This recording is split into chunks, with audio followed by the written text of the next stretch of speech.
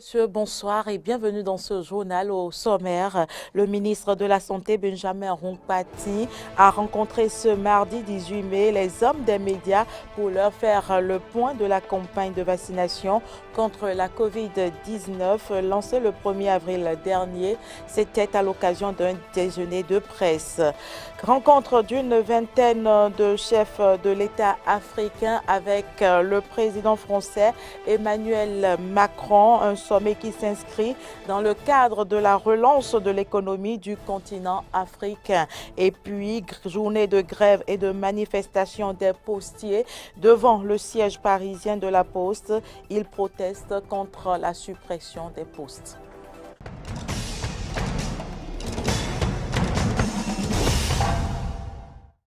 Merci pour l'attention. Je l'annonçais dans les titres. Déjeuner de presse ce mardi 18 mai du ministre de la Santé à Cotonou. Benjamin Rompati a tenu à rencontrer les hommes des médias pour leur faire part de la situation liée à la campagne de vaccination contre la COVID-19 lancée le 1er avril dernier. L'essentiel à retenir de ces assises, c'est avec Carnot François Rongweder-Rinto et Romaric Devochi. Informer les professionnels des médias sur l'évolution de la vaccination contre la COVID-19 au Bénin est l'objectif de ce déjeuner de presse organisé par le ministre de la Santé, Benjamin Rompati, ce mardi 18 mai 2021. Lancée le 1er avril 2021, la campagne de vaccination se poursuit sur l'ensemble du territoire national et concerne désormais les personnes âgées de 18 ans et plus. Il s'agissait dans un premier temps essentiellement des agents de santé et des personnes à risque, à savoir les sujets de plus de 60 ans ou souffrant de certaines maladies comme le diabète, l'hypertension, l'asthme, la drépanocytose. Au regard de l'intérêt suscité par la campagne et en application de la stratégie de couverture progressive de toute la population afin d'atteindre l'immunité collective, qui permettra de réduire considérablement le risque pour les personnes atteintes de développer les formes graves de la maladie, le gouvernement de notre pays, sous l'impulsion de son chef, le président Patrice Talon, a décidé d'étendre désormais la vaccination à tous les sujets âgés de 18 ans et plus, et ce, dans tous les départements du Bénin. On prépare ce déjeuner de presse, le représentant résident par intérim de l'OMS et la représentante résidente de l'UNICEF au Bénin.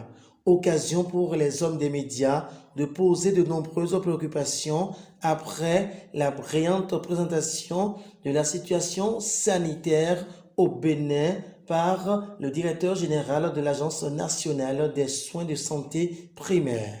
Des préoccupations auxquelles les autorités ont su apporter des clarifications qui ont permis en retour au ministre de faire certaines exhortations. Je voudrais encore une fois assurer l'ensemble de la population béninoise que les vaccins contre la COVID-19 que nous avons dans notre pays ont tous été homologués par l'OMS et vont contribuer à enrayer la propagation de la pandémie de la COVID-19 et surtout, je voudrais enfin nous exhorter à lancer un appel à tous ceux qui sont autour de nous, qui sont âgés de plus de 18 ans, à se rendre massivement au niveau des structures de santé où des postes de vaccination ont été ouverts pour avoir la dose de vaccin pour être préservé des dégâts de la COVID-19. Il n'est plus à rappeler que la COVID-19 est bel et bien présente au Bénin et continue de faire des ravages. À la date du 17 mai 2021, le Bénin a enregistré 8025 cas, dont 101 décès, 7893 personnes guéries et 1352 hospitalisées pour avoir développé une forme grave ou symptôme de la maladie. L'Agence pour le développement du numérique ADN a organisé un atelier de renforcement des capacités des cadres et journalistes reporters d'images JRI béninois sur les diverses applications des drones et les réglementations en vigueur au Bénin. C'était ce lundi 17 mai à Cotonou. Compte rendu, Carnot François Rongwede-Rintor, Fiacre Voiton. Atelier de renforcement des capacités des cadreurs et journalistes reporters d'images béninois sur les diverses applications des drones et la réglementation en vigueur au Bénin. Une initiative de l'Agence pour le développement du numérique ADN qui s'est tenue toute la journée de ce 17 mai 2021. Cet atelier vise à renforcer les capacités des cadreurs et des journalistes reporters d'images en matière de prise de vue aérienne pour l'amélioration de la qualité des productions médiatiques. Il est donc d'une importance capitale selon le formateur Daniel Tossou. Les drones, c'est des engins volants sans pilote, munis de caméras et de GPS qui permettent la prise de vue aérienne. Comment l'utiliser? Il faut faire une formation. Aujourd'hui, notre rencontre avait pour but d'annoncer aux journalistes ce que c'est qu'un drone et les conditions dans lesquelles ils doivent les utiliser. Parce que beaucoup ignorent la réglementation derrière. L'ANAC Bénin, l'Agence nationale d'aviation civile, a facilité la mise en place des tests de loi qui permettent d'utiliser les drones, mais dans des conditions spécifiques. Cotonou est une zone difficile, comme les autres communes de survol.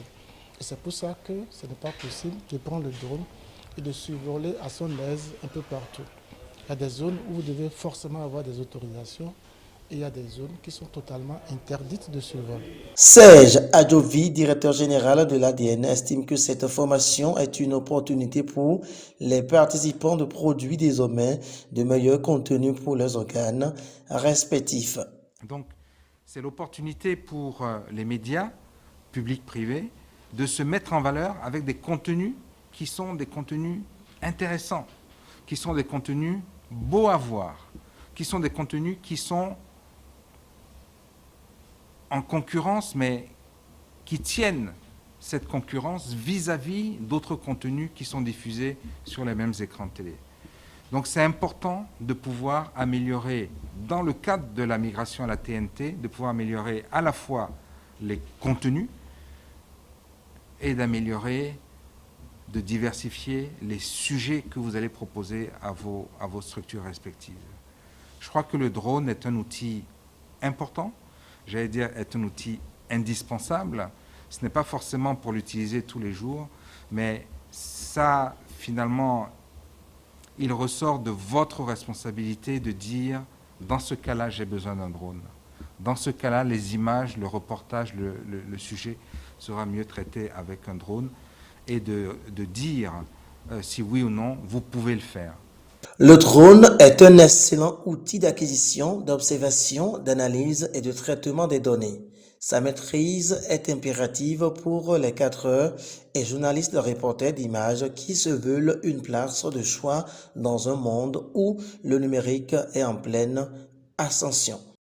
Actualité en dehors du Bénin, le président français Emmanuel Macron a rencontré aujourd'hui une vingtaine de chefs d'État africains. Cette rencontre s'inscrit dans le cadre d'un sommet sur le financement de la dette de l'Afrique.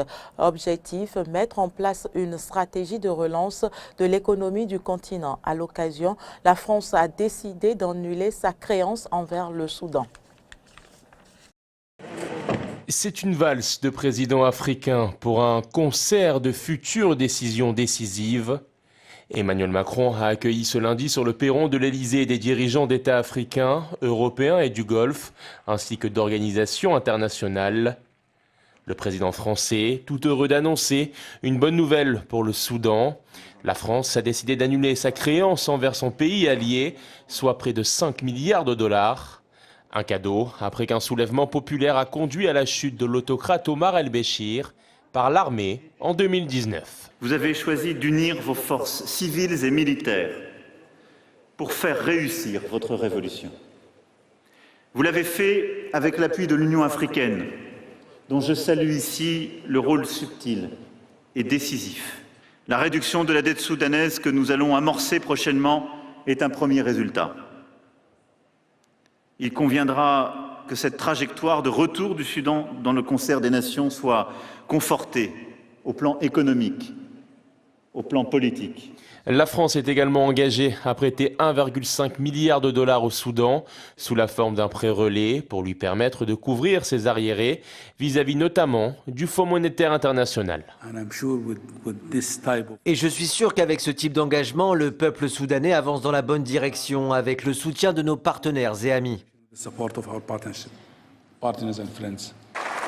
Une conférence internationale pour le Soudan mise en place dans le cadre d'un sommet sur le financement des économies africaines en temps de crise sanitaire et économique. Traiter, analyser et résoudre le fardeau de la dette pour des pays riches en ressources pétrolières, minières ou gazières, principal objectif de ce rassemblement important. Ce dernier, organisé après que le Fonds monétaire international a tiré la sonnette d'alarme en octobre 2020. Le continent est en effet sur le point de connaître un déficit de financement de 290 milliards de dollars d'ici 2023. Selon la Banque africaine de développement, en 2021, 39 millions d'Africains pourraient également tomber dans l'extrême pauvreté. Des chiffres qui inquiètent, comme tout autant l'initiative française. Sur le terrain, le spectre du colonialisme reste très présent. Que ces crédits-là que la France nous octroie, ce sont des crédits conditionnés. On vous donne de l'argent, en contrepartie, ce sont nos entreprises qui vont gagner les marchés, et donc avec parfois des stratégies pour tuer ton secteur privé national, et aussi permettre à l'État aussi d'être dépendant de la France, parce que si vous devez de l'argent à la France, vous devenez dépendant de la France, et continuellement, on exploite d'une manière très intelligente les pays africains, au détriment maintenant du secteur privé local. Aujourd'hui, face à la multiplication des variants du Covid-19, la majorité des pays africains réclament un moratoire immédiat sur leur dette extérieure jusqu'à la fin de la pandémie. Santé au Sénégal, la pandémie du coronavirus a bouleversé la vie de plusieurs milliers de femmes. Il s'agit notamment de celles qui travaillent dans la transformation du poisson en raison de la fermeture des marchés. À Bargny, petite ville du Sénégal située sur la côte, à une trentaine de kilomètres de Dakar, Ndeye Daour Diouf, comme des milliers d'autres femmes, s'adonne à la transformation du poisson depuis des décennies. Transformer le poisson est le maillon essentiel d'une chaîne qui constitue l'une des principales sources d'exportation du pays. Avec la pandémie du Covid-19, le quotidien de ces travailleuses a été bouleversé.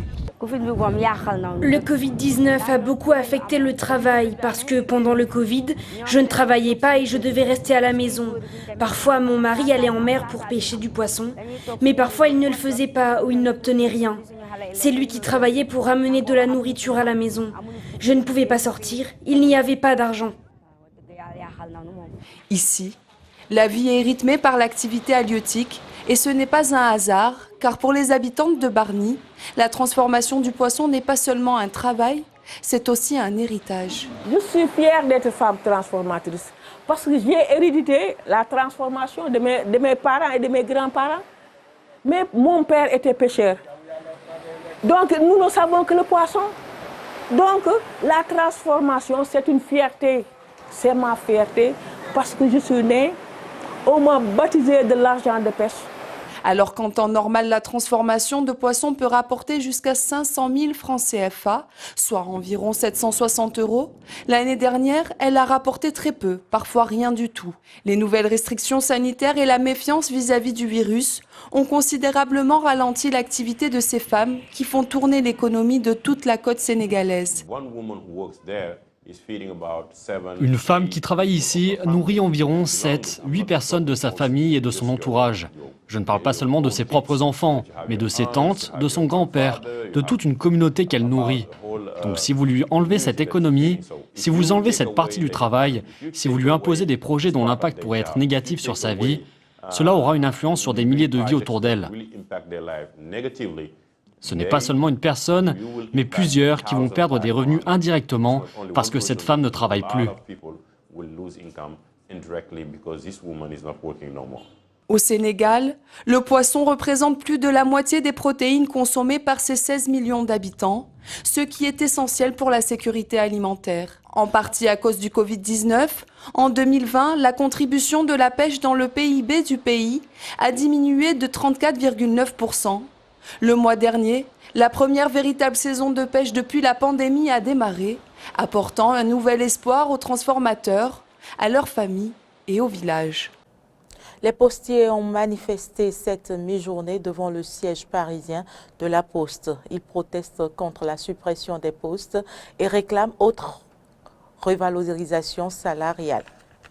Ils sont quelques centaines de salariés de la Poste à avoir répondu à l'appel des principaux syndicats de cette entreprise, Sud, CGT et FO. L'objectif, protester contre la suppression des postes, la fermeture des bureaux. Ils réclament une revalorisation salariale et un plan massif d'embauche. Je vous propose à ce sujet d'écouter quelques manifestants. On voit bien que malgré tous les efforts qui ont été faits pendant la crise sanitaire par les postiers eux-mêmes, il n'y a aucune reconnaissance qui est aujourd'hui portée. Et en plus, il y a, avec le nouvel actionnaire, une politique d'accélération de la privatisation de la Poste. Il faut dire que les postiers se sont investis comme beaucoup de professions durant la crise. On leur a chamboulé leurs horaires, on les a exposés. Ils ont rendu toujours le service public et au final, la reconnaissance zéro. Ils n'ont pas eu, les différentes primes ont été remises en cause, voire complètement supprimées, sujettes au présentéisme avec les difficultés liées à la crise sanitaire. Voilà, c'est presque 1 000 € de pouvoir d'achat que les postiers ont perdu sur l'année. Et vous l'entendez peut-être derrière moi, des salariés qui donnent de la voix pour se faire entendre de leur direction. Ils manifestent ici devant le siège parisien de la Poste. Alors s'ils sont en colère, ces postiers, c'est parce qu'ils ont récemment perdu leur prime d'intéressement. Et chose inadmissible selon eux, le groupe a connu en 2020 un net bénéfice 2 milliards 100 millions d'euros contre 822 millions d'euros en 2019. Alors ils attendent un retour de la part de leur direction et en cas de décision, de réponse négative sur les principales revendications, ils promettent de nouvelles journées d'action à venir dans les prochaines semaines. Reporters sans frontières vient de saisir la Cour pénale internationale contre Israël. L'armée a bombardé une maison des médias, ce qui met une fois de plus en lumière le calvaire que vivent les journalistes dans la bande de Gaza. Reporters sans frontières demande justice pour cet acte qu'ils qualifient de criminel. La tour Jala, 13 étages, en plein cœur de la ville de Gaza. Le bâtiment est frappé une première fois par plusieurs missiles israéliens. Quelques minutes plus tard, une seconde frappe fait s'effondrer l'immeuble.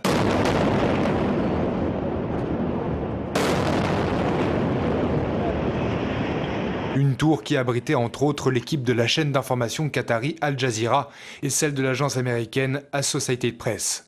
Aucune victime n'est à déplorer, les personnels présents avaient été évacués au préalable à la demande de Tsahal.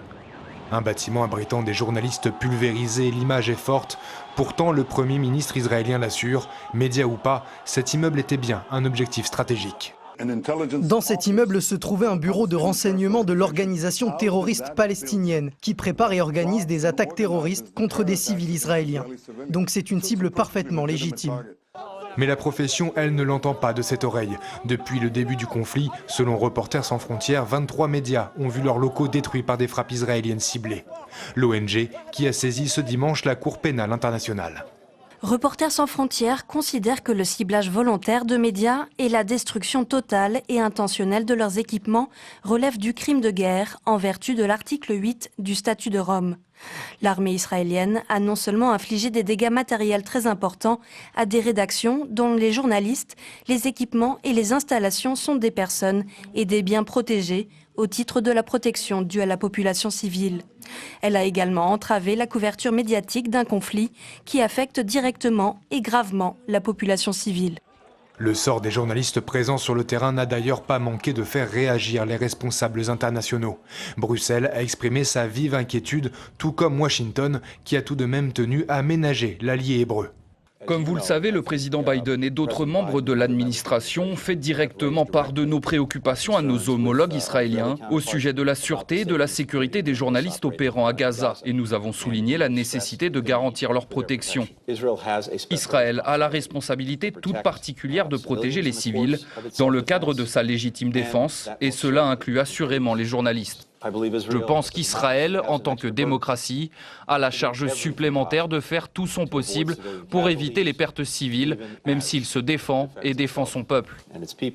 Pourtant, selon le directeur du CPJ, le Comité pour la protection des journalistes, l'armée israélienne ciblerait, je cite, délibérément les locaux des médias afin de perturber la couverture de la souffrance humaine à Gaza. Et puis, ce sera tout pour cette édition. Merci de l'avoir suivi. À très bientôt.